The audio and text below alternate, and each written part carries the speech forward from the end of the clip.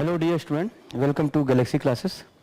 आज हम लोग अपने सेशन में एसबीआई पीओ मेंस एग्जाम को टारगेट करते हुए मैथ्स पार्ट में कुछ मिसलेनियस क्वेश्चंस सॉल्व करने वाले हैं। जैसा कि पिछली भी क्लासेस में हम लोगों ने ढेर सारे क्वेश्चन सॉल्व किए हैं, तो उसी सीरीज में आज हम लोग कुछ और क्वेश्चंस को लेकर आए हैं।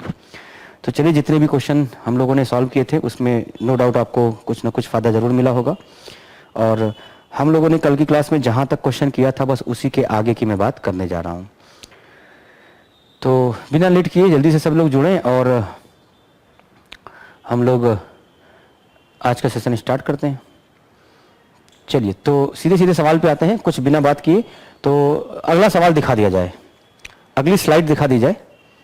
तो अगली स्लाइड ये भी डीआई है और डीआई में आपका ये टेबल डीआई है। तो कहने का मतलब कि इसमें एक टेबल डीआई बना हुआ है जिसमें लिखा हुआ है the table shows the percentage of marks obtained by six student in a six different subject। मतलब देखो ध्यान से, तो यहाँ पर आपको PQRSTU ये सारे स्टूडेंट्स हैं और इन सारे स्टूडेंट्स का आपको अलग अलग सब्जेक्ट्स में मार्क्स दिया गया है। जैसे physical education, physics, chemistry, maths, bio और इंग्लिश, इन सभी में सबके मार्क्स दिए गए हैं। अच्छा, सबके टोटल मार्क्स भी मैं बता दे रहा हूँ। फिजिकल एजुकेशन में 75 मैक्सिमम मार्क्स है, फिजिक्स में 70 है, केमिस्ट्री में 70 है और मैथ्स में 100 है, बायोलॉजी में 70 है और इंग्लिश में 100 है मार्क्स। किन बच्चों को कितना कितना परसेंट मार्क्स मिला है ये आपको डिटेल इसमें दिया गया है और डिटेल आपको इसमें दिख रहा है। तो आते हैं सीधे सीधे सवाल पर और क्वेश्चंस की बात करते हैं। तो ये तो मैंने आपको चार्ट एक बार दिखा दिया, आप एक बार चार्ट को देख लीजिए और इसका स्क्रीनशॉट ले लीजिए। हम लोग आते हैं क्वेश्चन नंबर 1 पर, यानी क्वेश्चन नंबर 31। यहाँ मुझे मिल जाएगा क्या लैपटॉप? क्वेश्चन, हाँ पीपीटी लगा के दो।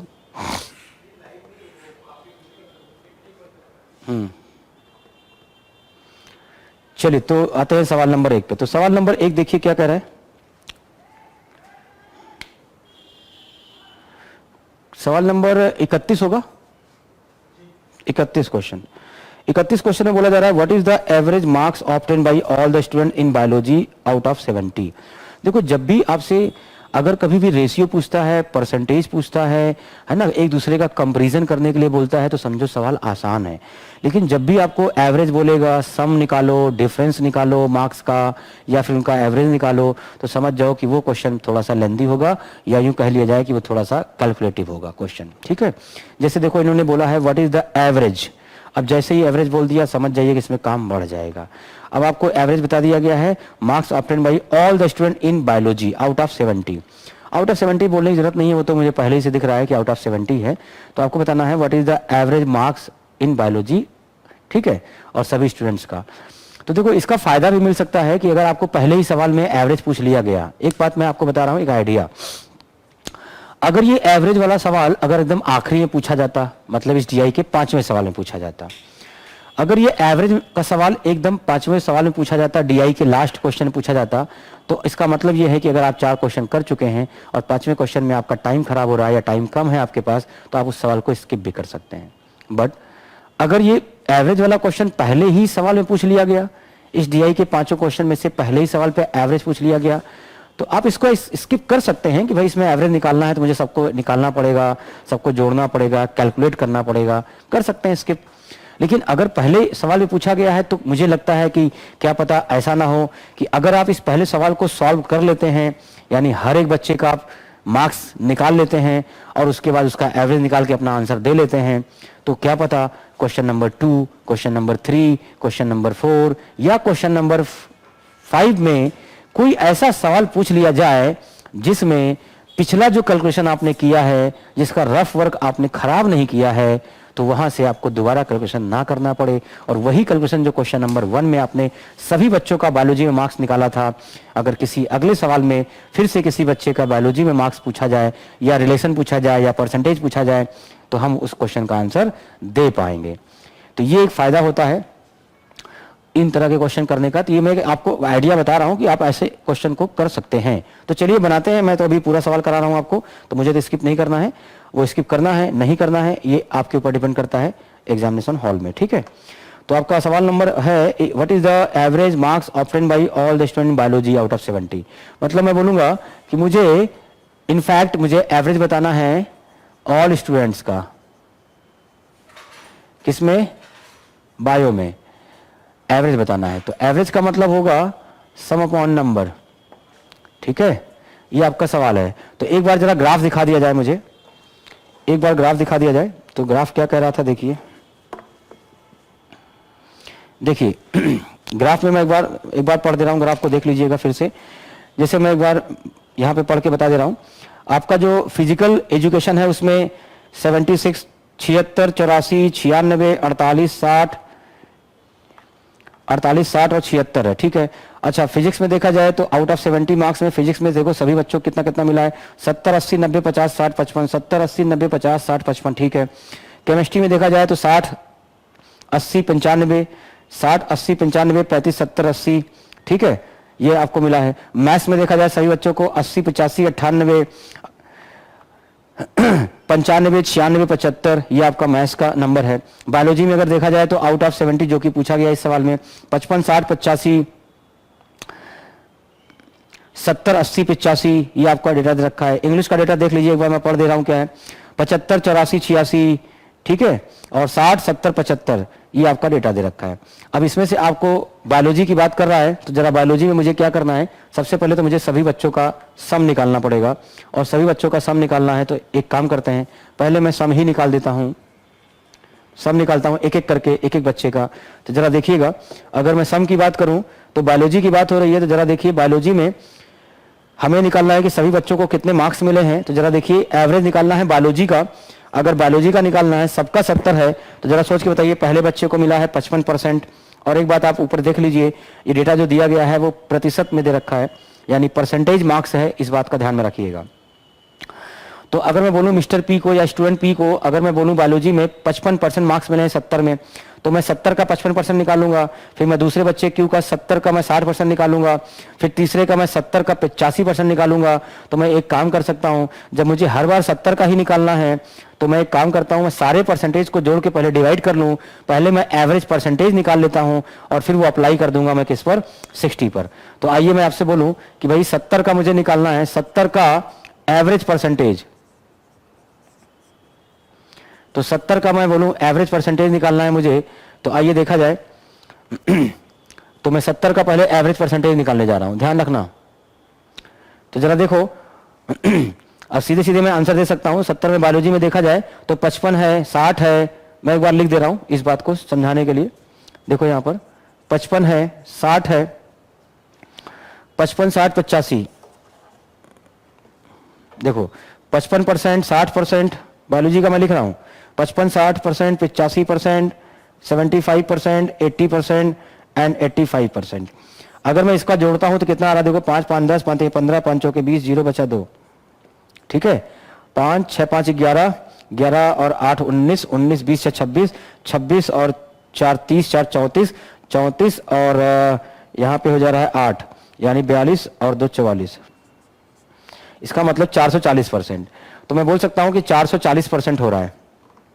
एक बार फिर से देख लेते हैं, 5 के 5, 15, 15, 15, 5 के 20 बचा 2 और 6, 5, 11, 11, 8, 11, 8, 19, 19 और 7, 20, 26, 26 और 4, 30 और 4, 34, 34 और 6, 40, 2, 42 और 2 यहाँ बचा था 44।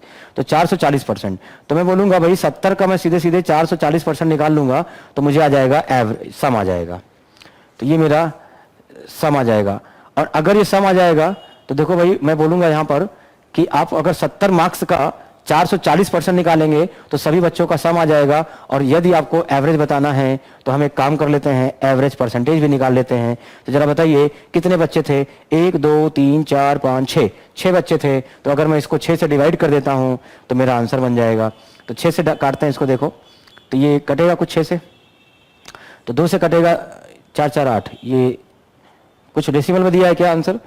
हाँ बिल्कुल, आपका ये फ्रैक्शन में भी दे रखा है, तो कुछ कुछ फ्रैक्शन भी है। तो आइए देखते हैं, 2 से काट लेते हैं, 2 3 6, 220 हो जाएगा। और तो कुछ कट नहीं रहा है तो छोड़ देते हैं। और परसेंटेज का मतलब 2 जीरो इससे कट जाएगा, ठीक है। तो 7 दूना 14 के 4 हासिल आए 1, 7 दूना 14 1 15/3। तो मैं बोलूंगा अगर इसको मैं काटूं तो ये 51 बार तो पूरा पूरा कट जाएगा। देखो अगर देखा जाए 50 50 50 इसमें 3 बार है ना। चलो काट के देखते हैं। 3 पचे 15, 3 एकम 3 बचा 1, ये आपका एवरेज आ जाएगा। तो ये मेरा आंसर हो जाएगा।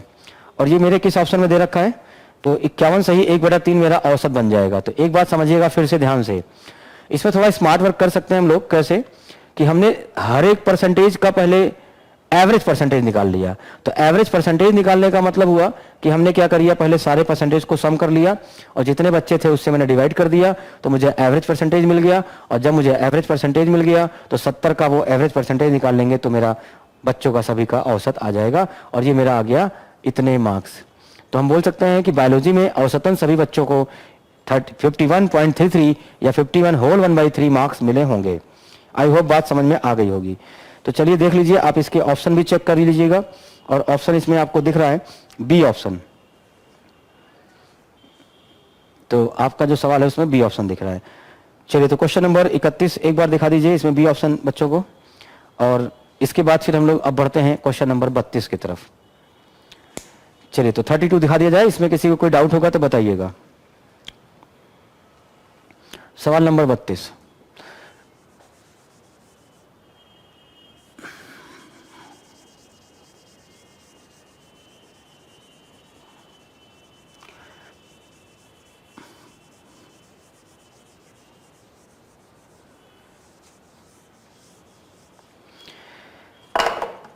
चलिए अगला सवाल देखते हैं। नेक्स्ट क्वेश्चन 32 दिखा दीजिए।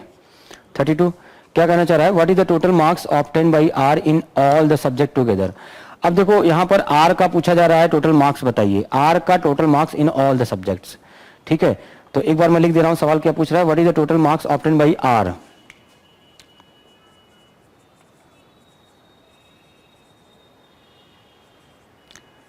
ये मेरा सवाल है, मतलब मुझे टोटल मार्क्स बताने हैं आर का, एवरेज नहीं बताना है, टोटल मार्क्स बताने हैं आर का। ये सवाल हो गया। तो एक बार सवाल हटा करके फिर से ग्राफ दिखा दिया जाए। अब देखो अगर मुझे आर का बताना है टोटल मार्क्स तो यहां काम बढ़ गया। पिछले सवाल में मुझे कॉलम वाइज चलना था तो वहां पर मैंने सबका परसेंटेज जोड़कर निकाल लिया था एवरेज। लेकिन यहां पर देखो अगर मिस्टर आर को मैं बोलूं तो मिस्टर आर आपको दिखाई दे रहा है तीसरे रो में है। तो मिस्टर आर को देखो फिजिकल एजुकेशन में 96% मिले थे। तो अगर मुझे 96% वैल्यू निकालनी है तो मैं 75 का 96 निकालूंगा। और अगर मैं फिजिक्स की बात कर रहा हूं तो मैं 70 का 90% निकालूंगा।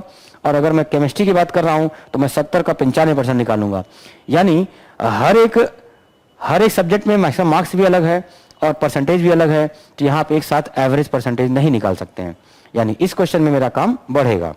चलिए तो आर का अगर मुझे निकालना है तो मैं हर एक का निकाल दे रहा हूं। देखो पहला फिजिकल एजुकेशन से मैं स्टार्ट कर रहा हूं और मिस्टर आर का मतलब तीसरा है। तो 75 का 96%, देखो 75 का 96%। अच्छा एक बात और, 75 का 96% निकालना है या 96 का 75%, बात एक ही होती है। तो मैं सीधे सीधे अच्छा वाला लिखूंगा। देखो भाई 75 नंबर का टेस्ट था, उसमें 96% मिला है। तो आप चाहे बोले, मैं एक बार रफ वर्क यहां कर दे रहा हूं, यहां 75 का 96% बोलो या 96 का 75% बोलो, एक ही बात होती है।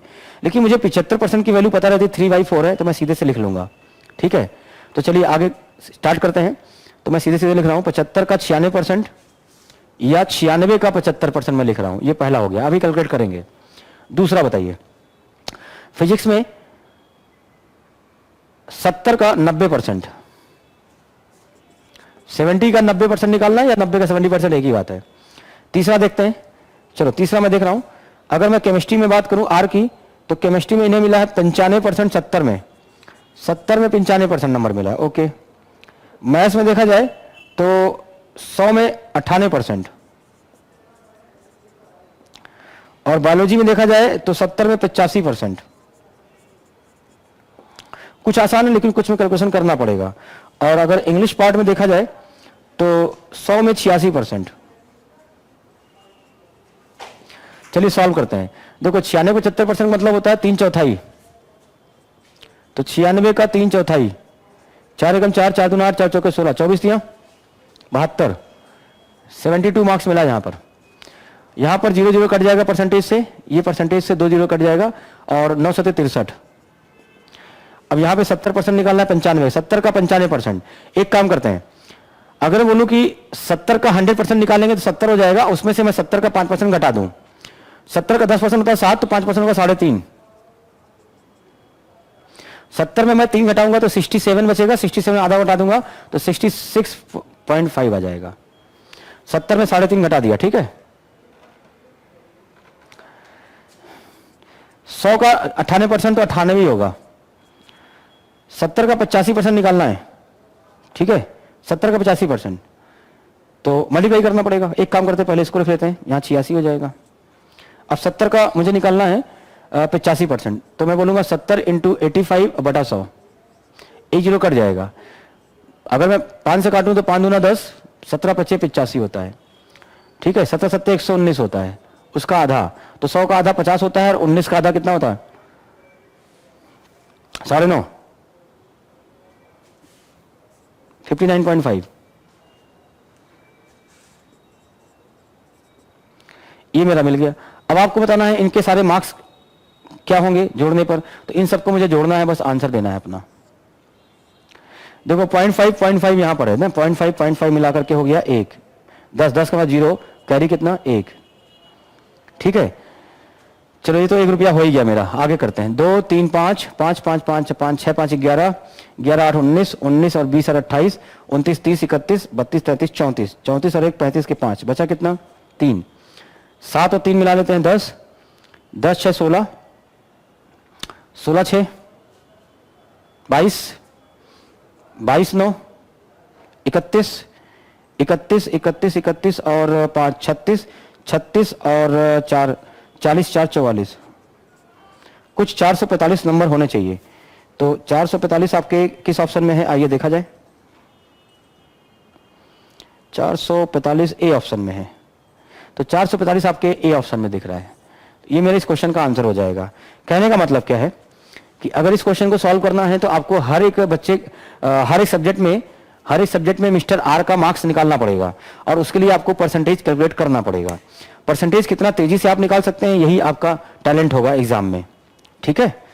कितनी जल्दी जल्दी से आप परसेंटेज को कैलकुलेट कर सकते हैं बिना गलती, बिना मिस्टेक के। तो अगर आप तेजी से बना सकते हैं तो आप बिल्कुल सवाल को कर सकते हैं। अदरवाइज मैंने आपको पहले बताया कि जो क्वेश्चन आपको लगता हो कि ये क्वेश्चन मेरा टाइम खराब करेगा, तो उस क्वेश्चन को आप स्किप भी कर सकते हो, बाद में टाइम मिलेगा देख लेना।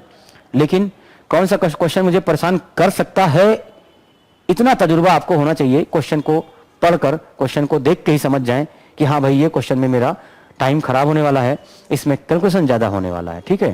और ये कैसे आता है, एक्सपीरियंस कैसे आएगा, जब आप ढेर सारे क्वेश्चन लगाएंगे तो आपको बात समझ में आ जाएगी। चलिए, तो ये इस क्वेश्चन का, इस डीआई का दूसरा सवाल समझ में आ गया होगा। तो आइए बढ़ते हैं नेक्स्ट क्वेश्चन की तरफ, और अगला सवाल 33 दिखा दिया जाए।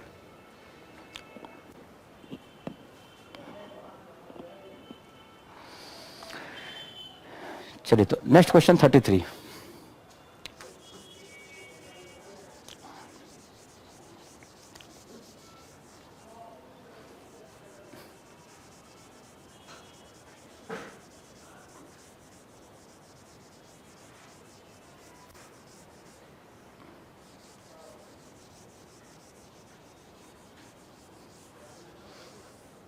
चलिए, क्वेश्चन नंबर 33 आपके स्क्रीन पर है, आप उसको एक बार पढ़िएगा, समझिएगा। What is the ratio of total marks obtain by T in physics, chemistry and maths together.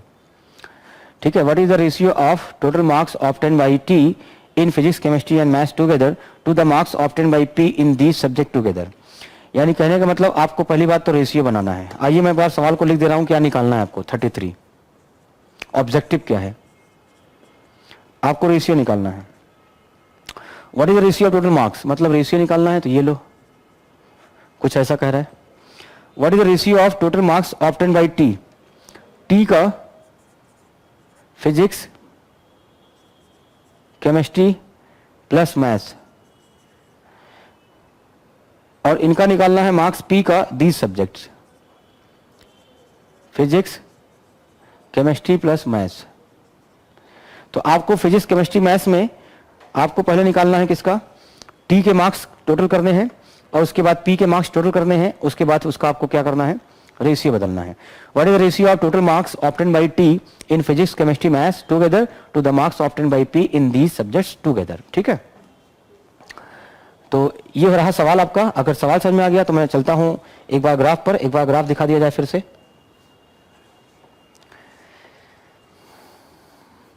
T का देखना है आपको और पी का देखना है, तो एक बार मैं टी का देखता हूं। भाई टी टी टी कहाँ है? टी मतलब सेकंड लास्ट। तो टी का मुझे देखना है फिजिक्स केमिस्ट्री और मैथ्स। ठीक है, फिजिकल एजुकेशन मत देख लेना, फिजिक्स केमिस्ट्री मैथ्स टी का। तो मैं बोलूंगा 70 में 60% मिला है, 70 का 60% मिला है, जिसको डायरेक्ट लिख सकते हो लेकिन मुझे समझाना है इसलिए मैं बोर्ड पे लिख रहा हूं। 70 का 60% और केमिस्ट्री में मिला है टी को 70 का 70%, हालांकि 49 लिख सकता हूं मैं डायरेक्ट, लेकिन अभी आप समझिए 70 का 70% प्लस मैथ्स में देखिए टी को कितना मिला है, नीचे सेकंड लास्ट 96%, 100 में 96%, 100 का 96%। और दूसरा फिजिक्स में देखा जाए तो पी को कितना मिला है, पी का मतलब सबसे ऊपर जो बच्चा बैठा उसका, पी मतलब पहला बंदा, देखो फिजिक्स का मतलब 70 का 70% प्लस केमिस्ट्री में 60 का 70%, 70 का 60%, 60% ऑफ 70। और तीसरे बच्चे का पी का जरा देखना है, मैथ्स में देखो 100 में 80%। बस ग्राफ हटा दीजिए, अब ग्राफ हटा दीजिए। चलिए यहां पे देखो परसेंटेज से 2 जीरो कट जाएगा, 7 छंग 42, ये परसेंटेज से कट जाएगा 2 जीरो, 7 सता 49, और 100 का 96% तो बहुत आराम से बता सकते हो 96। यहां पर 70 का 70% इससे कट जाएगा 2 जीरो, 49, यहां पर भी 2 जीरो कट जाए, 6 सते 42, और 100 का 80% मतलब 80। इसको डायरेक्ट लिख सकते थे हम लोग, लेकिन समझाने के लिए मैंने एक लाइन बढ़ा दी है। 9 6 15 15 16 17 के साथ बचा कितना, 1, तो 9 1 10 4 14 14 14 15 16 17 18, 187, 0 2 9 2 11 के 1 बचा 1 है ना, 8 1 9 9 4 13 13 14 15 16 17, 187 171, 187 171 का अनुपात होना चाहिए। अगर कुछ कटेगा तो काटिएगा, नहीं छोड़िएगा, तो ये कटेगा नहीं कुछ और, 171 187 नहीं कटेगा। तो और पहले काटने से पहले कटेगा कि नहीं कटेगा दिमाग मत लगाया करो, पहले ऑप्शन देख लिया करो। अगर ऑप्शन में छोटा छोटा ऑप्शन दिया गया है तब दिमाग लगाओगे कटेगा, क्या पता ऑप्शन में बड़े बड़े दिए गए हों। देखो ऑप्शन नंबर 3 मुझे दिख रहा है, आप भी देख लो। 171 187 171 दोनों ऑप्शन दिया है, तो ऑप्शन होगा 187 171 मतलब सी वाला। तो देखो यही छोटी छोटी बातें हैं जो आपको एग्जाम में टाइम सेविंग करती हैं। अब ये कटेगा कि नहीं कटेगा, बस कुछ बच्चे इसी पे दिमाग लगाएंगे। पहले ऑप्शन मुड़ के देखो, ऑप्शन मुड़ के देखो, अगर ऑप्शन में लग रहा है आपको कि बड़े बड़े ऑप्शन दिए गए हैं तो मिलाओ, अगर लग रहा है छोटे छोटे ऑप्शन दिए गए हैं जैसे 3:4 5:8 ऐसा दिया गया है तब दिमाग लगाओ कटेगा नहीं कटेगा। ठीक है, चलिए तो उम्मीद करता हूं बात समझ में आ गई होगी। अगर कोई परेशानी है तो कमेंट में लिखें, परेशानी नहीं है तो नेक्स्ट क्वेश्चन दिखा दिया जाए। अगला सवाल हम लोग बढ़ते हैं नेक्स्ट क्वेश्चन की तरफ। एक बार आप क्वेश्चन देखिए, पढ़िए, समझिए।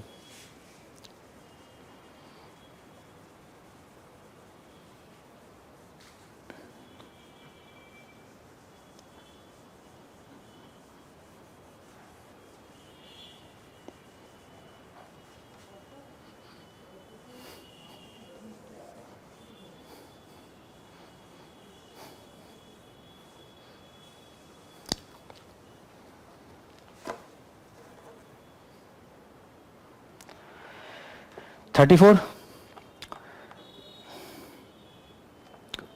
What is the average marks obtained by all the student in physical education? देखो फिर से बोल दिया, फिजिकल एजुकेशन में सभी बच्चों के एवरेज मार्क्स बताइए। तो जैसे भी पिछला क्वेश्चन किया था वैसे ही इसको कर सकते हो। What is the average marks obtained by all the student physical education?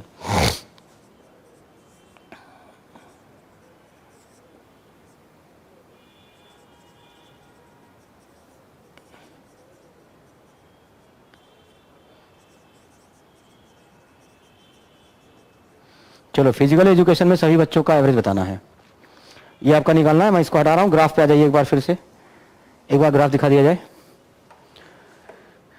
चलिए, तो फिजिकल एजुकेशन में सभी बच्चों का मुझे एवरेज निकालना है। तो फिजिकल एजुकेशन कहाँ है भाई?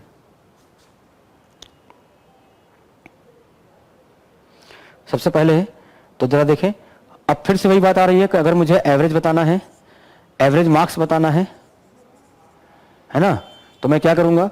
फिजिकल एजुकेशन में 75 है, तो 75 का मैं एवरेज परसेंटेज निकाल लेता हूं। बात एक ही है, तो 75 का एवरेज परसेंटेज अब की बार मैं ऐसे ही जोड़ लेता हूं, फटाफट देख लीजिए, आप भी जोड़िएगा ऐसे। देखो 6 सबका परसेंटेज जोड़ रहा हूं मैं, 76, 84, 96, 48, 60 और 76 को मैं जोड़ने जा रहा हूं। देखो 6 4 10, 10 6 16 और 16 4 20 और 4 24, 24 24 24 6 30, 30 का मतलब यहाँ पे आ जाएगा 0, बचा 3, ठीक है 3। तो 7 है, तो 7 3 10, 10 और 18, 18 18 18 और 18 9 27, 27 28 29 30 31 31 31 6 37 37 38 39 40 और 4 44। फिजिकल एजुकेशन, अच्छा बाई चांस ये भी 440 आ रहा है, तो 440% आ गया। और 440% को मुझे डिवाइड करना है किससे? फिर से फिजिकल एजुकेशन अभी किसका निकाला था पहले क्वेश्चन में? बायोलॉजी। अच्छा बाई चांस बायोलॉजी का टोटल परसेंटेज जोड़ने पे वहां भी 440 आया था और यहाँ पे भी 440 आया है। इसका मतलब इसको मैं 6 से डिवाइड करूंगा, तो बस सॉल्व कर लीजिएगा, जो आ जाएगा आंसर। 2 से काटता हूँ, 2 3 6, 220, 3 से काटेंगे तो 25 3 75 हो जाएगा। 25 से अगर मैं, और यहाँ पे परसेंटेज का मतलब डिवाइडेड बाई 100, ठीक है, इंटू 1/100, ठीक है। चलो 25 से कम 25, 25 चौका 100, और काट लेते हैं इसको, तो 4 से काट लेते हैं तो 55, और तो कुछ बच नहीं रहा है। इसका मतलब इस वाले सवाल का आंसर मेरा 55 होना चाहिए। तो 55 आइए देखते हैं किस ऑप्शन में है। 55 आपका बी ऑप्शन में है, तो हम ये बोल सकते हैं मेरा आंसर हो जाएगा बी ऑप्शन। तो आइए फटाफट देखते हैं और इसको समझते हैं। तो एक बार फिर से मैं समझा दे रहा हूँ, 75 का मैं एवरेज परसेंटेज निकालने जा रहा हूँ। तो 75 इंटू एवरेज परसेंटेज कितना आया? तो टोटल परसेंटेज आया 440%, उसको बटा 6 भी कर दिया। परसेंट का मतलब इंटू अपॉन 1/100, ठीक है। सॉल्व कर लिया तो 55 आ गया, तो मेरा आंसर हो गया 55 मार्क्स। तो फिजिकल एजुकेशन में सभी बच्चों का जो औसतन मार्क्स पाए हैं वो हम बोल सकते हैं 55 मार्क्स सभी बच्चों को औसतन गेन हुआ है, ठीक है। चलिए उम्मीद करता हूँ बात समझ में आ गई होगी। अगर कोई परेशानी हो तो बताइए। नेक्स्ट क्वेश्चन दिखा दिया जाए 35।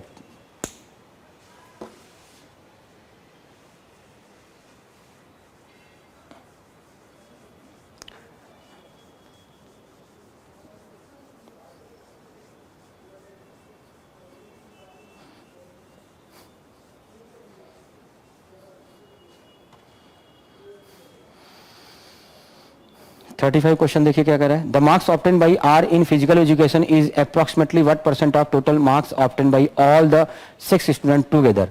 तो देखो भाई, फिजिकल एजुकेशन में आपको बताना है कि जो आर को नंबर मिला है वो अप्रोक्सीमेटली कितना परसेंट है, अप्रोक्सीमेटली कितना परसेंट है of his total marks obtain in all the subject, 6 subject together. मतलब ध्यान रखना, आर को फिजिकल एजुकेशन में जो मार्क्स मिला है वो कितना परसेंट है किसका? आर को सभी सब्जेक्ट में जो मार्क्स मिला होगा उसका। तो मुझे देखो यहां पे मैं बता दे रहा हूं आपको क्या करना है। परसेंटेज बताना है, तो आर को फिजिकल एजुकेशन में जो मार्क्स मिला है वो कितना परसेंट है, वो कितना परसेंट है आर का ऑल सब्जेक्ट, और इंटू 100%। ये आपका सवाल है।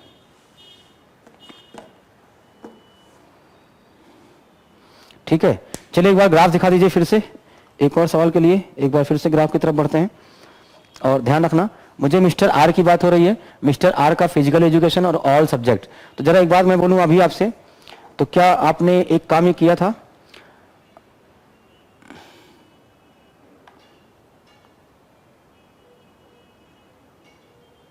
हाँ अभी देखिए, अगर मैं आपसे बोलूं क्वेश्चन नंबर 30, अभी आपने क्वेश्चन नंबर जो सॉल्व किया था, इस डीआई का जो आपने दूसरा सवाल सॉल्व किया था, इस डीआई का जो दूसरा सवाल सॉल्व किया था, उसमें अगर नोटिस करिए तो आपने ये देखा था, मैं एक बार दिखा दे रहा हूं, what is the total marks obtain by R in all the subject. तो आर का आपने सभी सब्जेक्ट में मार्क निकाला था, तो आर का आपने सभी सब्जेक्ट्स में मार्क्स निकाला था। अगर वो कैलकुलेशन आपके पास बचा हुआ है, आपने अपना रफ वर्क खराब नहीं किया है, तो आई थिंक उसमें आया था आपका 445 मार्क्स। यानी दोबारा कैलकुलेशन करने की जरूरत नहीं है। तो एक बार मैं बता दे रहा हूँ, 445 आंसर आया था आर का। यहां पे देख लीजिएगा, आर का सभी सब्जेक्ट में 445 नंबर आया था, आंसर मिला लीजिएगा। और आर का मुझे देखना है किसमें, ठीक है, क्वेश्चन नंबर 32 के थ्रू बोल सकता हूं। और आर का आपको देखना है फिजिकल एजुकेशन। तो आर का फिजिकल एजुकेशन में देखिए पर्टिकुलर कितना है। तो आर का फिजिकल एजुकेशन में 75 का 96 था, 75 का 96%, जिसको हमने बोला था 96 का 75%, जिसको हमने बोला था 96 का 3/4, 4 एकम 4, 4 दूना 8, 4 चौके 16, 24 3 72। तो मतलब बोल सकता हूं 72 मार्क्स उसका है फिजिकल एजुकेशन में, और सभी में मार्क्स कितना पाया था, 445। ये कितना परसेंट है अप्रॉक्सीमेटली बताना है, मतलब अगर ना कटे तो लगभग में आंसर बताना है, यही आपका सवाल था। तो देख लीजिए, मैंने अभी आपको शुरुआत में ही बताया था कि इस तरह के क्वेश्चन को अगर आपको करना है तो आप पिछले क्वेश्चन का डेटा बचा के रखा करिए, रफ वर्क। कभी कभी जो आपने पिछले क्वेश्चन में रफ वर्क किया था वो अगले क्वेश्चन में काम आ जाता है, ठीक है। चलिए सॉल्व करता हूं। देखो ये 9 से कटेगा, 5 4 9, 9 से तो ये 5 4 9 10 11 12 13, ये 5 से कटेगा और किसी से कटेगा नहीं, अप्रॉक्सीमेटली पूछा जा रहा है। चलो भाई, तो देखो अगर अप्रॉक्सीमेटली पूछा जा रहा है तो इसका आंसर देखो, पहले ऑप्शन तो मुड़ के देखते हैं। ऑप्शन में 16 20 18 और 30 दिया है, इसका मतलब 1 1 2 2% का डिफरेंस है, तो थोड़ा क्लोज मामला है। तो आप चाहो तो पूरा सॉल्व कर लो, ठीक है। चलिए इसको सॉल्व करिएगा। 5 से काट लीजिए, नहीं कट रहा है तो 5 से काट लीजिए क्योंकि अप्रॉक्सीमेशन की बात हो रही है। तो 5 8 40 और 5 9 45, 5 2 10, ठीक है। अच्छा ये 9 से कटा, 9 8 72, 9 9 81, 9 10 90। देखो अगर मैं लगभग की बात करूं तो 9 8 72, 9 8 72 और 9 10 90, है ना, 9 8 72 और 9 10 90। तो यहाँ पे 10 आ रहा है और यहाँ पे 8 आ गया। अब अगर मैं बोलूँ इसको मैं पूरा पूरा काट दे रहा हूँ तो लगभग मेरा आंसर 8 दूना 16%। एक बात चेक कर लेते हैं, 16 से कम या ज्यादा, ये बात भी डिसाइड कर लेते हैं, आर या पार। जरा बताओ, इसको मैंने 90 मान लिया है ना, 89 को अगर मैंने 90 मान लिया, देखो 8 9 8 72 9 10 90, मतलब मैंने इसको 90 माना है।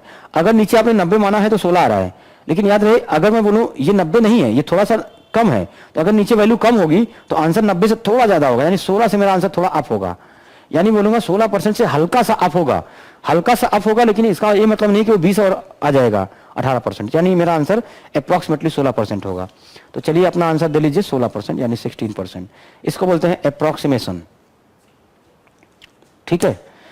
तो इस सवाल के जरिए आपका कॉन्सेप्ट चेक हो गया, आपका कैलकुलेशन चेक हो गया और आपका अप्रॉक्सीमेशन का कॉन्सेप्ट भी चेक हो गया कि आप इसको कितनी जल्दी से इसको बदल सकते हैं परसेंटेज में, ठीक है। चलो अगर बात समझ में आ गई होगी तो ये आपके हमने डीआई के 5 सवाल हम लोगों ने किए हैं इस क्वेश्चन में, डीआई के 5 सवाल। और इसी तरीके से आगे बढ़ते हैं और नेक्स्ट क्वेश्चन की तरफ बढ़ते हैं, देखते हैं नेक्स्ट क्वेश्चन क्या है। अगला सवाल दिखा दिया जाए, नेक्स्ट क्वेश्चन क्या है।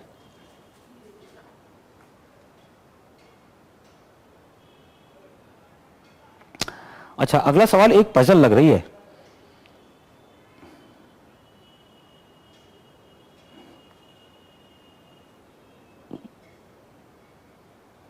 चलिए आइए देखते हैं पजल को, पढ़ते हैं। देखिए सवाल मिलता है, सवाल क्या कहना जा रहा है, these question are based on the following information. चलो ये तो समझ में आ रहा है, केयरफुली पढ़ना है, जो मेन चीजें हैं उसको पढ़ते हैं, वहां से स्टार्ट करते हैं। The student of a school have an option to study only Hindi, only Sanskrit, और इसको हटा दें एक बार सवाल को। अब आपको ये ग्राफ दिख रहा होगा, अब आपको एक केसलेट डीआई दिख रही है और इस केसलेट डीआई में लंबी चौड़ी लाइनें लिखी हैं, उस लाइनों को पढ़ते हैं और उसको समझते हैं और उसका आंसर देने की कोशिश करते हैं। चलिए, the student of a school have an option to study only Hindi, only Sanskrit और a composite subject Hindi and Sanskrit, ठीक है। इसका मतलब यह है कि बोला जा रहा है कि the student of a school have an option to study, यानी एक ऑप्शन ये है कि आप केवल हिंदी पढ़ सकते हैं या केवल संस्कृत पढ़ सकते हैं, या आपकी मर्जी आप संस्कृत और हिंदी दोनों पढ़ सकते हैं। एक ये लाइन हो गई, ठीक है। Out of the 175 student in a school, मतलब out of 175 students in a school, boys and girls are in the ratio 3:4, यानी 175 में जो बॉयज एंड गर्ल्स का रेशियो है, boys and girls are in the ratio 3:4 respectively. Okay, यहां तक बात समझ में आ गया। फिर क्या कह रहा है, 40% of the boys have opt for only Hindi, 40% of the boys have opt for only Hindi. एक तो ये बात बोल दी गई है कि 40% लड़के ऐसे हैं जो केवल हिंदी पढ़ते हैं, ओनली हिंदी। आगे 44% ऑफ स्टूडेंट्स, 44% ऑफ, देखो 40% ऑफ बॉयज लिखा था, लेकिन अब की बार 44% ऑफ द स्टूडेंट लिखा हुआ है। 44% of the student have opt for only Sanskrit. तो बोला जा रहा है कि 44% of the students have opt for only Sanskrit. लेकिन वो जो 44% है वो स्टूडेंट का है, इस बात को ध्यान रखना। स्टूडेंट ऑफ द बॉयज बोल रहा है कि ऑफ द गर्ल बोल रहा है कि ऑफ द स्टूडेंट बोल रहा है, ये मतलब रखता है। चलो यहां तक बात समझ में आ गया। फिर out of the total number of girl, अब की बार out of the total number of girl बोला है। Out of the total number of girl 32% have opt for the composite subject. इसका मतलब out of the total number of girl 32% have opt for the composite subject. मतलब जितनी भी लड़कियां हैं उसमें से 32% लड़कियां ऐसी हैं जो दोनों सब्जेक्ट को पढ़ती हैं। The number of boys who opt for only Sanskrit, इसके आगे the number of boys who opt for only Sanskrit and that for composite subject are in the ratio 2:1। मतलब the number of boys who opt for only Sanskrit and boys only Sanskrit and that for composite subject are in the ratio 2:1। एक line ये भी बोली गई है, respectively, 2:1 respectively. और इसके बाद फिर आपसे कुछ सवाल पूछे गए हैं। चलिए, तो मैंने एक बार आपको सेंटेंस पढ़ के बता दिया है कि क्या दे रखा था, अब इसको बनाते कैसे हैं ये समझिए। देखिए, सबसे पहली चीज कि जब भी आप क्वेश्चन को, पजल को पढ़ेंगे तो पजल को पढ़ के आपको ये मन में डायग्राम बन जाना चाहिए कि इस पजल को कैसे करना है और इसमें क्या क्या चीजें दे रखी हैं। तो मैं आपको समझा दूं। देखो, इस पजल में आपको क्या क्या चीजें दे रखी हैं। सबसे पहली बात तो 2 सब्जेक्ट हैं, हिंदी है, संस्कृत है और कॉमन सब्जेक्ट भी, यानी वेन डायग्राम बना सकते हैं, कॉमन वाला पोर्शन। दूसरी बात, जितने भी हिंदी संस्कृत या दोनों पढ़ने वाले बच्चे होंगे उसमें भी बॉयज एंड गर्ल्स की कैटेगरी बांटी गई है। तो या तो आप बॉयज एंड गर्ल्स के लिए अलग अलग सर्किल बना लें हिंदी संस्कृत वाला, और या तो एक ही में बना लें और उसी में बॉयज एंड गर्ल्स को लिखते चले। तो जैसी मर्जी आपकी, चाहे तो अलग अलग बना लें और चाहे तो एक ही बना लें। अभी मैं आपको अलग अलग बना के दिखा दे रहा हूं और वरना कंफ्यूजन हो जाएगा ज्यादा। तो आपके सामने एक बार पजल रखी है, आप इसका स्क्रीनशॉट ले लीजिए, देख लीजिए, और मैं इसको स्टार्ट कर रहा हूं बनाना। देखिएगा, मिलाइएगा, समझिएगा, जहां कोई डाउट हो बताइएगा। तो सवाल नंबर पे आएंगे भी, लेकिन उससे पहले देखो, सबसे पहले बोला गया है केसलर डीआई में the student of a school have an option to Hindi, Sanskrit और कंपोजिट सब्जेक्ट दोनों है। पहले देखो कितने बच्चे हैं, 175 टोटल है, 175। और इसमें 2 कैटेगरी है, बॉयज और गर्ल। बॉयज एंड गर्ल्स का रेशियो आपको दे रखा है 3:4। ये बात सबसे पहले दे रखी है, 3:4 है ना, बिल्कुल। 3:4 का मतलब हो गया 7। तो 7 की वैल्यू 175। तो 1 की वैल्यू 7 एकम 7, 7 दूना 14, बचा 3, 7 बचे 35। ठीक है, 1 की वैल्यू 25। अब अगर 1 की वैल्यू 25 हो गई तो 3 की वैल्यू हो जाएगी 75 और 4 की वैल्यू हो जाएगी 100। यानी एक बात समझ में आ गया कि सभी लड़के जो हैं वो 75 हैं और सभी लड़कियां कितनी हैं भाई, 100 हैं। अब चाहो तो एक ही में ग्राफ बनाओ, चाहे अलग अलग बनाओ। तो मैं अलग अलग बना दे रहा हूं। देखो भाई, ये मैं एक सर्किल बना रहा हूं ऐसे, और ये मैं बना दे रहा हूं बॉयज के लिए, और एक सर्किल में यहां बना दे रहा हूं।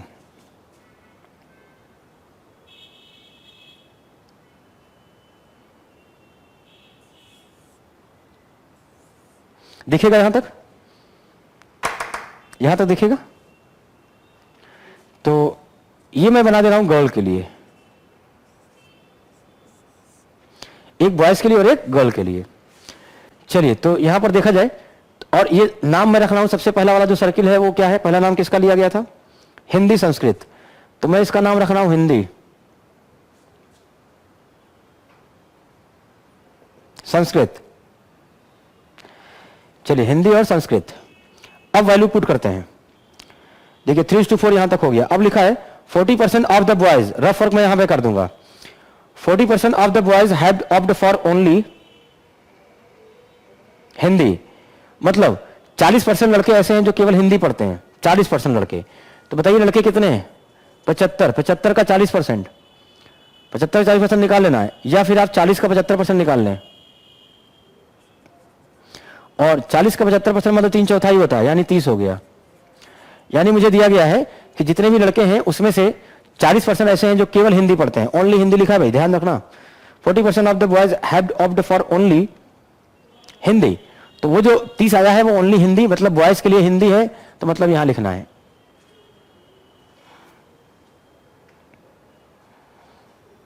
थोड़ी बड़ी पजल है, समझिएगा। अगला लाइन देखते हैं, नेक्स्ट लाइन, और इस बार क्या बोला जा रहा है, ये लाइन हो गई। 44% of the students have opted for only Sanskrit, यानी 44% बच्चे ऐसे हैं जो केवल संस्कृत पढ़ते हैं। 44% बच्चे हैं, ध्यान रखना, 44% स्टूडेंट्स हैं, तो 44% किसका निकालेंगे हम लोग, 175 का। अब 175 का 40% निकालना है, तो 44 इंटू 175 और बटा 100, 25 से काटेंगे, 25 चौका 25 सत्ते, 4 एकम 4, 77। इसका मतलब 77 बच्चे ऐसे हैं जो केवल संस्कृत पढ़ते हैं। तो जरा देखना, केवल संस्कृत का मतलब ये वाला हो गया, ये वाला, इसका मतलब इन दोनों को मिला करके होना चाहिए 77। अब इन दोनों को मिला के 77 होना चाहिए। अब किसमें कितना जाएगा ये मुझे नहीं पता है, तो चलो एक काम करते हैं, मुझे ये पता है कि इन दोनों को मिलाकर 77 होना चाहिए। अभी 77 में कितना कितना ये मुझे नहीं पता है, या तो किसी एक को x मान लो, तो दूसरे को 77 माइनस x मान लेंगे। इतनी बात समझ में आ गई होगी, तो आगे बढ़ते हैं। Out of the total number of girl 32% have opted for the composite subject, यानी जितनी भी लड़कियां हैं उसमें से 32% लड़कियां दोनों ही सब्जेक्ट पढ़ती हैं। तो एक रफ वर्क और करते हैं, जितनी लड़कियां हैं उसका 32%, 32% किसका, लड़कियों का। तो लड़कियों की संख्या देखो कितनी है, 100, तो 100 का 32% तो 32 ही होगा। और ये जो 32 आया है, ये 32 ऐसी लड़कियां हैं जो दोनों सब्जेक्ट पढ़ती हैं, तो मतलब 32 यहां बैठा दो। आगे पढ़ते हैं। The number of boys who opted for only Sanskrit and that for composite subject are in the ratio 2:1, यानी ऐसे लड़के जो दोनों सब्जेक्ट पढ़ते हों, या केवल the number of boys who opted for only Sanskrit and that for composite subject. देखो, ऐसे लड़के जो केवल संस्कृत पढ़ते हैं और ऐसे लड़के जो दोनों पढ़ते हैं, लड़कों की बात हो रही है। ऐसे लड़के जो केवल संस्कृत पढ़ते हैं, ये वाला, और जो दोनों पढ़ते हैं, ये वाला, इन दोनों में रेशियो बताया गया है, इन दोनों में रेशियो बताया गया है 2:1 का है, 2:1। अच्छा, एक काम करते हैं, सोच के बताना, अगर मैं इसको x मान लेता हूं थोड़ी देर के लिए, अगर मैं इसको x मान लूं और इसको मैं y मान लेता हूं, तो लड़के कितने थे, कुल 75, 75 में 30 ये हो गया है। अगर 75 में 30 हो गया, तो इसका मतलब x प्लस वाई की वैल्यू जो बचेगी वो बचेगी 45। इसका मतलब x प्लस वाई मिला के 45 होना चाहिए, ठीक है। 45 देख लो, 75 लड़के थे, 30 यहां बैठ गए, अगर यहां 30 बैठे तो कितने बचे हैं, 45। x प्लस वाई इसमें जो मिला के होगा वो 45 होगा। और अगर 45 होगा तो उन दोनों का रेशियो दिया गया है कि ओनली संस्कृत और कंपोजिट 2:1 है, मतलब x और y का रेशियो है 2:1। तो क्या मैं इसको 2:1 में बांट लूंगा, बिल्कुल। 3 की वैल्यू कितनी, 45, तो 1 की वैल्यू 15, तो मतलब ये 15 हुआ और ये 30 हुआ। इसका मतलब समझ में आ गया कि यहां की वैल्यू जो हुई 30 हुई और यहां की वैल्यू हुई 15 बॉयज में। अब आ जाते हैं यहां पर, अगर ये वैल्यू 30 हो गई है और दोनों मिला के 77 था, तो यहां वाली वैल्यू कितनी होगी, 47, 40, 50, 60, 70 और 77, 47।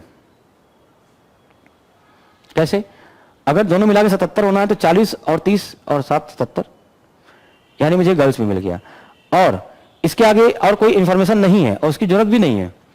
अब देखो, गर्ल्स कितनी थी टोटल, 100 में से 43 ये हो गया और 32 ये हो गया, बचा कितना, देखो 100 में से घटा दो, 47, 48, 49, 50, 50 और 3 80, यानी 1 कम 80, यानी 21 हो जाएगा, क्योंकि पूरी लड़कियां कितनी है भाई, 100 हैं। तो एक बार मैं हट रहा हूं, स्क्रीनशॉट आराम से ले लीजिए, समझ लीजिए, अगर कोई डाउट हो तो बताइए।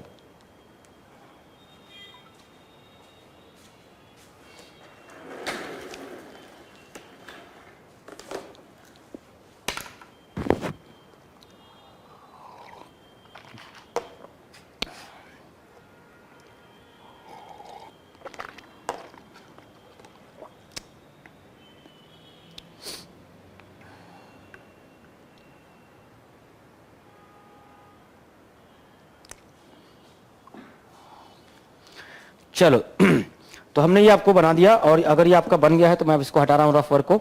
अब केवल और केवल पजल मैं सामने रखता हूँ, किसी कोई परेशानी नहीं है। तो ये आपका पजल बन के रेडी है, और इस पजल में जो जो इन्फॉर्मेशन है वो हम लोग यहाँ पर साफ साफ लिख लेते हैं। बाकी रफ वर्क हटा रहा हूँ मैं, ये भी हटा रहा हूँ 77, ठीक है। अच्छा, इसको मैंने दो अलग अलग सर्किल में बनाया है, बॉयज़ के लिए अलग और गर्ल्स के लिए अलग। आप चाहो तो एक ही में लिख सकते थे, बॉयज़ को प्लस से लिख देते, गर्ल्स को माइनस में लिख देते, एक ही बात है।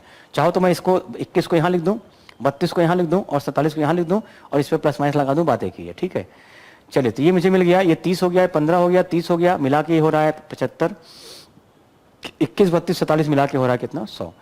अब आ जाते हैं सवाल पे। चलिए सवाल दिखा दीजिए अब, क्वेश्चन नंबर 36, और पढ़ते हैं।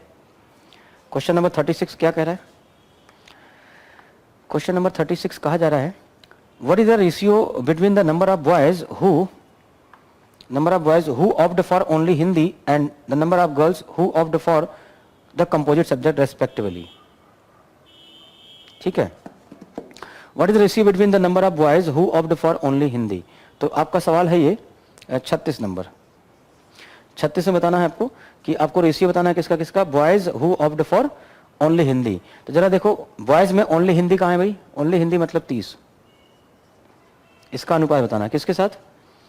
And the number of girls who opt for composite subject, girl में कंपोजिट मतलब 32, 2 से कटेगा 15 और 16, ऑप्शन मिलाइए 15 16 ए पार्ट में। चलिए लिख लीजिए ए पार्ट, कोई दिक्कत होगी बताइए।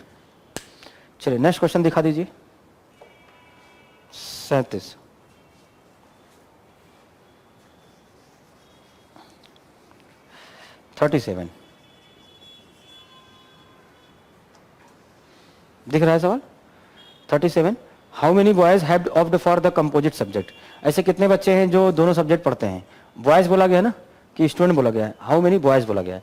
बॉयज के बाद दोनों सब्जेक्ट पढ़ते हैं मतलब 15, तो 37 में आंसर हो जाएगा 15 मतलब B option.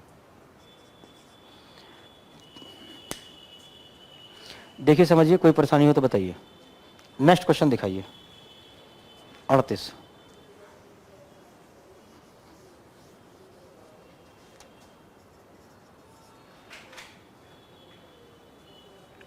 How many girls have opt for only Sanskrit. Girl बताना है only Sanskrit, only Sanskrit girl बताना है, इसका मतलब संस्कृत मतलब इधर वाला है, तो 47 बी ऑप्शन में। चलिए स्क्रीनशॉट लीजिए जल्दी से। नेक्स्ट क्वेश्चन दिखा दीजिए। चलिए बस इतने ही सवाल थे इसमें। अगले सवाल में आपकी एक नई पजल है, एक और पजल दिख रही है आपको, मैथमेटिकल पजल, जिसको हम लोग केसलर डीआई बोलते हैं। और हम लोगों ने इसमें काफ़ी क्वेश्चन लगा लिए हैं, और मैक्सिमम क्वेश्चन हम लोगों ने डीआई और पजल पे लगाया है। जैसा कि एसबीआई मेंस में जब भी क्वेश्चन मिलेगा तो उसमें डेटा एनालिसिस करके आता है, यानी ढेर सारे डीआई और लॉजिकल क्वेश्चन आपसे पूछे जाएंगे, ठीक है। तो इसलिए हम लोग डीआई की और केसलर डीआई की ज़्यादा प्रैक्टिस कर रहे हैं पजल की। चलिए तो अगला सवाल है 39 से 41 की तरफ बढ़ते हैं, और अगले क्वेश्चन का पहले एक बार स्टेटमेंट पढ़ लेते हैं, समझ लेते हैं, अगर कोई कन्फ्यूजन है तो उसको दूर कर लेते हैं, उसके बाद फिर आते हैं सवाल पर। देखो डायरेक्शन पहले आप पढ़ लीजिए चाहे तो, study the following graph carefully वगैरह बताता है, पढ़ लिया भाई इन्फॉर्मेशन केयरफुली। अब इसके बाद इसमें 1 नंबर 2 नंबर 3 नंबर नंबरिंग करके 3 इन्फॉर्मेशन दिया गया है, 3 पैराग्राफ है ना, थोड़ी सी बड़ी पजल लग रही है, तो तीनों पैराग्राफ पढ़ते हैं। आइए देखते हैं। देखिए लिखा हुआ है, in a school a total of 220 students are studying. ठीक है, in a school 220 student are studying together in section A and B in the ratio 5:6। तो यानी इसमें स्कूल में 2 सेक्शन है, ए और बी, और उसमें जो रेशियो दे रखा है वो 5:6 है। आगे देखते हैं 5:6। The students are studying only English और ओनली संस्कृत और बोथ इंग्लिश एंड संस्कृत। और उसमें पढ़ने के लिए जो चॉइस है वो दोनों चॉइस है आपके पास है। वो बोला जा रहा है कि आप वो चाहे studying only English only Sanskrit and both English Sanskrit दोनों, ये पहला स्टेटमेंट हो गया। दूसरा पैराग्राफ दे रखा है, the numbers of students studying only English from section A, है ना, the number of students studying only English from section A and those studying both Sanskrit and English from section B and those studying both Sanskrit and English from section B are equal and each of them is 40% 40% of the students who are studying only English from section B. 40% of the students who are studying only English from section B. ठीक है, ये हो गया दूसरा statement. अभी बनाते हैं इसको. तीसरा देखते हैं, अभी मिलाते हैं. तीसरे में क्या कह रहा है? The number of students studying only Sanskrit from section A. The number of students studying only Sanskrit from section A is 30% of the number of students studying in section B. Is 30% of the number of students studying in section B and 60% of the students studying only English from section G. And 60% of the students studying only English from section B. इसके बाद फिर आपसे question पूछे गए हैं. तो आइए देखते हैं. 3 सवाल पूछे गए हैं और 3 स्टेटमेंट यहाँ पर दे रखे हैं. तो एक तरीके से देखा जाए तो वेटेज ठीक है. 3 स्टेटमेंट बनाइए और 3 क्वेश्चन का आंसर दीजिए. पजल में केवल 3 ही क्वेश्चन है. तो मैं बोलूँगा इस क्वेश्चन को भी बनाने के लिए आपके पास चॉइस क्या है. आप इस क्वेश्चन को इस तरीके से बना सकते हैं. पहले एक मोटा मोटी मुझे समझ में आ गया कि जो बच्चे हैं वो 220 हैं और उसमें जो पढ़ने वाले हैं और सेक्शन ए सेक्शन बी बांट दिया गया है. जैसे पिछले सवाल में टोटल स्टूडेंट थे उसमें बॉयज़ एंड गर्ल्स बांटा गया था, तो इन्होंने बॉयज़ एंड गर्ल्स ना बांट करके उसमें ए और बी बांट दिया है. अगर क्वेश्चन को और टफ करना हो और टिपिकल करना हो तो सेक्शन ए और बी में भी बॉयज़ एंड गर्ल्स बांट दो. ठीक है, तो काम बढ़ता चला जाएगा. फिलहाल एक स्कूल है जिसमें 220 बच्चे पढ़ते हैं, जिसमें सेक्शन ए और बी हैं और ए और बी में 5 और 6 का रेशियो यानी 11 आराम से बढ़ जाएगा. और उसमें चॉइस आपके पास है, या तो इंग्लिश पढ़ लो या तो संस्कृत पढ़ लो या तो दोनों पढ़ लो. ठीक है, चलिए बनाते हैं फिर शुरुआत से. तो पहले तो पजल बनाते हैं. सबसे पहला काम, टोटल कितने हैं? 220. 220 टोटल है. इसमें 2 कैटेगरी है, section A section B. Ratio है 5:6 का. ठीक है, 5:6. 5:6 का मतलब इसको हम बांट सकते हैं 11. 11 की वैल्यू है 222, तो 1 की वैल्यू हो गई 11 दूना 22 20, तो 5 की वैल्यू हो गई 100 और 6 की वैल्यू हो गई 120. यानी सेक्शन ए में और सेक्शन बी में क्रमशः 100 और 120 बच्चे पढ़ते हैं. ठीक है, सेक्शन ए में 100, सेक्शन बी में 120. हिंदी संस्कृत की बात हो रही है. अब चाहो आप एक ही में बनाओ, चाहे फिर से अलग अलग बना सकते हो. ठीक है, तो एक सर्किल मैंने यहाँ बनाया, एक सर्किल मैंने यहाँ बनाया. ये है इंग्लिश वाला पार्ट और ये है आपका संस्कृत वाला पार्ट. संस्कृत वाला पार्ट. ठीक है, तो इंग्लिश और संस्कृत का पार्ट आपको दिख रहा है. अब मैं एक काम करता हूँ, सेक्शन ए और सेक्शन बी के बारे में बोला है तो चाहो तो एक ही में रखते चाहो, है ना. सेक्शन ए या तो पेन का कलर बदल लो, नीला काला कर लो, या तो प्लस माइनस कर लेंगे. तो इंग्लिश वाला अलग लिख लेंगे, संस्कृत वाला अलग लिख लेंगे. ठीक है, चलो रफ करते हैं, एक में लिखेंगे. अब सेकंड स्टेटमेंट पढ़ते हैं. The number of student studying only English from section A. Section A में जो लोग केवल इंग्लिश पढ़ते हैं. The number of student studying section only English from section A. तो सेक्शन ए और सेक्शन बी. तो मैं एक काम करता हूं, मैं इसमें सेक्शन ए यहाँ लिखता हूं, स्क्वायर में लिखूंगा, और इसमें मैं गोला जो बना रहा हूं इसके अंदर ये समझो सेक्शन बी है. तो सेक्शन ए वाला स्क्वायर से रहेगा और सेक्शन बी वाला मैं मान के चल रहा हूं, इसको मैं गोले से लिख रहा हूं. ये मेरा नोटेशन है, मेरा कोड है. ठीक है, the number of student studying only English from section A. Only English from section A, तो ओनली इंग्लिश यहाँ पे है और सेक्शन ए का मतलब ये वाला है, only English from section A. And those studying both Sanskrit and English from section B. Both Sanskrit and English from section B. Sanskrit and English from section B. Sanskrit and English from section B का मतलब ये वाला. और ये दोनों बोला जा रहा है क्या है? इक्वल है. इसका मतलब कि सेक्शन ए में केवल अंग्रेजी पढ़ने वाले और सेक्शन बी में दोनों पढ़ने वाले का नंबर बराबर है, तो एक्स एक्स होगा. अब पता नहीं कितना होगा, मुझे नहीं पता है, अभी बाद में कैलकुलेट करेंगे. And each of them is 40% of the student. और ये जो है वो, और दोनों ही क्या है, 40% है किसका? Who are studying only English from section B. और ये दोनों ही बराबर है किसका? ये 40% के बराबर है किसमें? Who are studying only English from section B. Only English from section B. Section B का मतलब ये ओनली इंग्लिश. तो ये जो दोनों वैल्यू होगी वो 40% होगा इसका. तो अगर मैं इसको x मानता हूं तो मैं बोलूंगा ये x का 40% होगा, और ये वाला भी x का कितना होगा? 40% होगा. अगर कन्फ्यूजन है तो आप अलग अलग भी बना सकते हैं. अगर कन्फ्यूजन आपको लग रहा हो तो आप इसको अलग अलग भी बना सकते हैं. ठीक है, या टेबल से भी बना सकते हैं, कोई परेशानी नहीं है. ठीक, तो ऐसा ना हो कि कुछ लोगों को इसमें कन्फ्यूजन हो, तो मैं इसको हटा ही दे रहा हूँ और मैं इसको टेबल से बना दे रहा हूँ, या आप अलग अलग सेक्शन वेन डायग्राम से ही बना लो। ठीक है, चलो ये लो, ठीक है, दोनों को मैं अलग अलग ही बना दे रहा हूँ। चलिए, अब चाहे तो इसको टेबल से बना लो और चाहे आप इससे बना लो वेन डायग्राम से, अलग अलग। चलिए, तो section A, for section A के लिए मैं बना दे रहा हूँ एक सर्किल यहाँ पर, एक सर्किल यहाँ पर। फॉर सेक्शन बी, कन्फ्यूजन ना हो भाई सबको, इसलिए मैं यहाँ पे ऐसे बना दे रहा हूँ। और याद रखना, ये आपका है पहला वाला इंग्लिश वाला पार्ट है और ये आपका संस्कृत वाला पार्ट है। ऐसे यहाँ पर पहले इंग्लिश वाला पार्ट है, उसके बाद फिर संस्कृत वाला पार्ट है। ठीक है, चलिए एक बार फटाफट करते हैं फिर से। देखिए, statement number 2, the number of students studying only English from section A, and section A में ओनली इंग्लिश, ये वाला part, and those studying both Sanskrit and English from section B, ये वाला पार्ट, ये दोनों सेम है। And is equal to 40% of those who studying only English from section B, only English from section B, only English from section B, मतलब अगर इसको x मानूंगा तो ये वाला x का 40% हो जाएगा और ये वाला भी x का 40% हो जाएगा।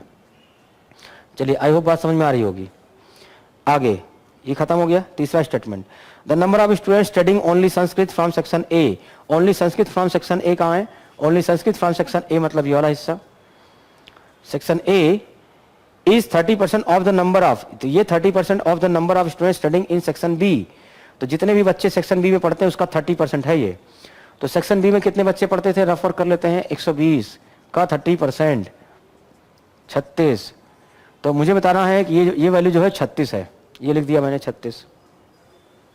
फिर से देख लीजिए, the number of student studying only Sanskrit from section A is 30% of the number of student studying in section B, ये हो गया। And 60% of the student studying only English from section G, नहीं होगा वो, फ्रॉम सेक्शन बी है, ठीक है। And 60% of the student studying only English from section B, तो याद रखना 60% of the student studying only English from section B, तो सेक्शन बी में का 60% जो बच्चे हैं वो केवल इंग्लिश पढ़ते हैं। तो केवल इंग्लिश वाला कहाँ पोर्शन है भाई, ये वाला। तो ये जो पोर्शन है वो बता रहा है कि 60%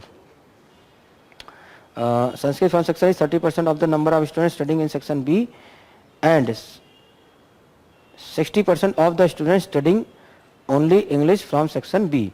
तो सेक्शन बी में कितने बच्चे पढ़ते थे, सेक्शन बी में 120, तो 120 का जरा बताइए 60%, और ये ओनली इंग्लिश 12 छंग 72, तो ये जो 72 है ये ओनली इंग्लिश, ये क्या है भाई, from section B only English, only English from section B, only English from section B, ये 72 हो जाएगा।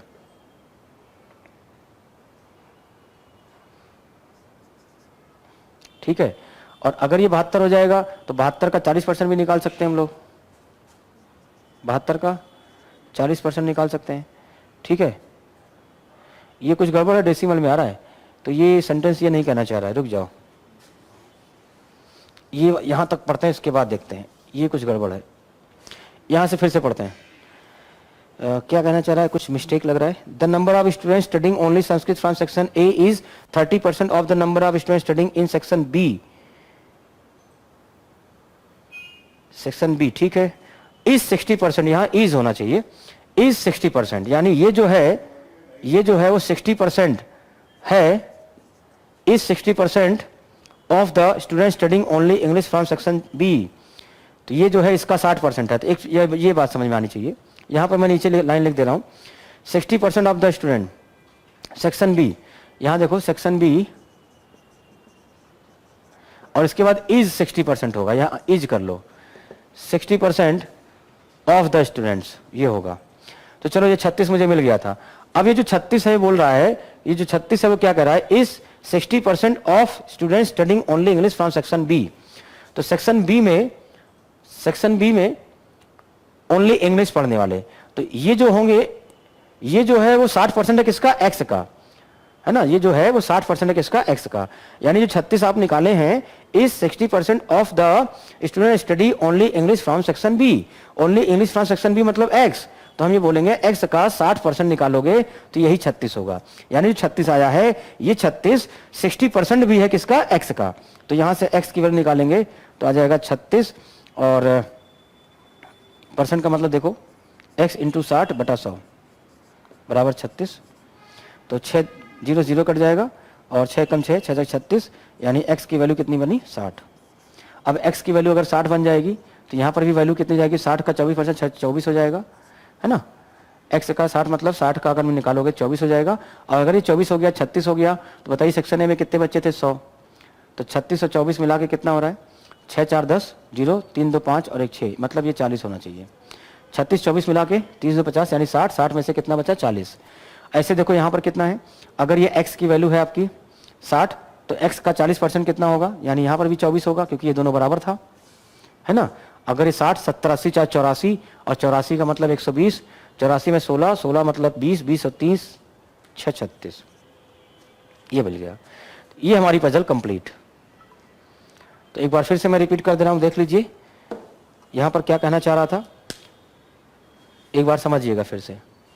सबसे पहला कहना चाह रहा था कि टोटल जो बच्चे हैं वो 220 हैं, जिसमें सेक्शन ए और बी बटा हुआ है। सेक्शन ए में 5 है, सेक्शन बी में 6 है ratio.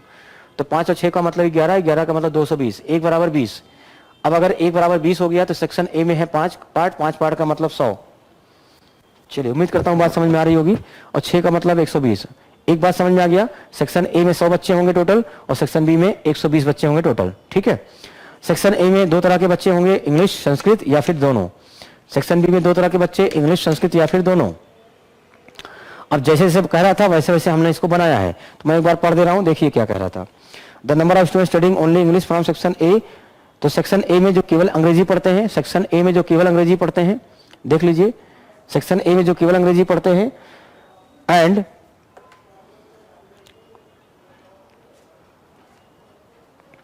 Those studying both Sanskrit and English from section B.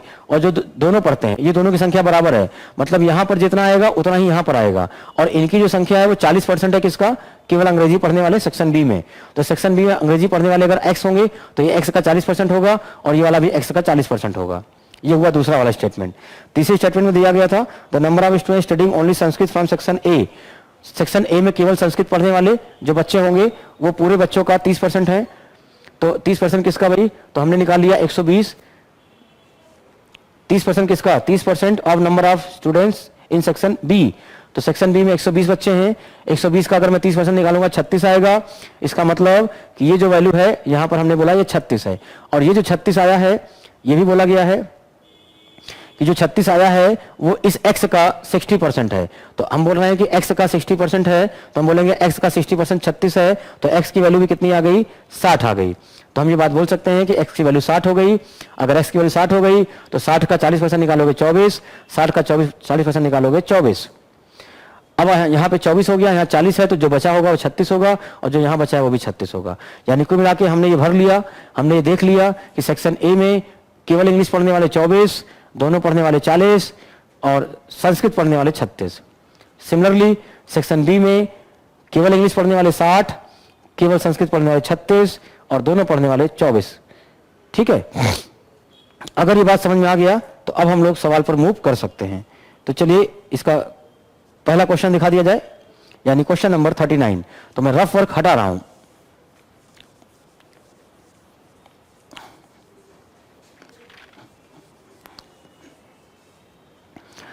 How many students are studying both English and Sanskrit from section A. Section A में दोनों पढ़ने वाले बच्चे, सेक्शन ए में दोनों पढ़ने वाले बच्चे मतलब 40 होना चाहिए आंसर। चलो सी ऑप्शन, तो मेरा आंसर हो जाएगा सी। ठीक है, दूसरा, how many students are studying only Sanskrit from section B. 40. How many students are studying only Sanskrit from section B. Section B में केवल संस्कृत, ओनली संस्कृत, यानी 36। 36 किस ऑप्शन में है, ए में।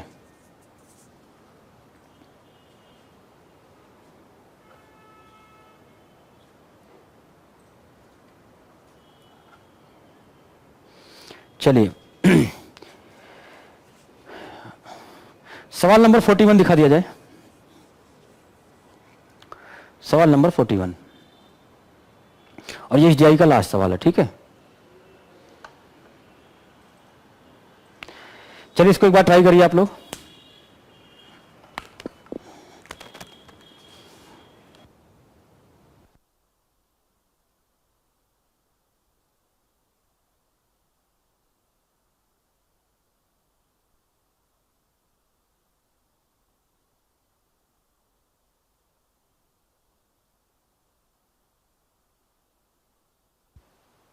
तो ये एसडीआई का लास्ट क्वेश्चन होगा और इसको जरा बनाते हैं, देखते हैं। Number of students studying only English from section B.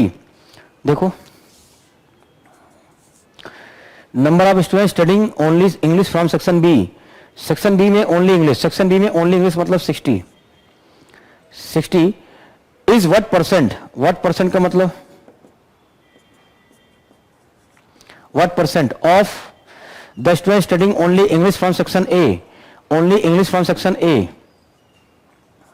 तो ये तो मेरा 100 से ऊपर जाएगा। हाँ 100 से ऊपर दिया भी गया है। 100 से ऊपर एक ही ऑप्शन है लेकिन अनाब्दीज भी है, चेक करेंगे। तो 12 दूना 24, 12 पंचे 60 और 2 से काटेंगे 2.5, 2.5 या ऐसे काट लो, 5 से मत काटो। चलो 2 एकम 2 और 2 50, तो 250%।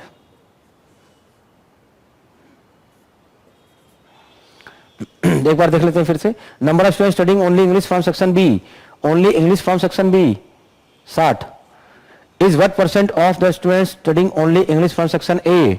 Only English from section A, यानी ये 60 कितना परसेंट है, 24 का। तो 12 दूना 24 और 12 पंचे 60, 5 बटे तो मतलब 2.5, मतलब 250%। तो 250% नहीं आ रहा ऑप्शन में कहीं पर, तो कोई बात नहीं, ई मेरा आंसर हो जाएगा, ई।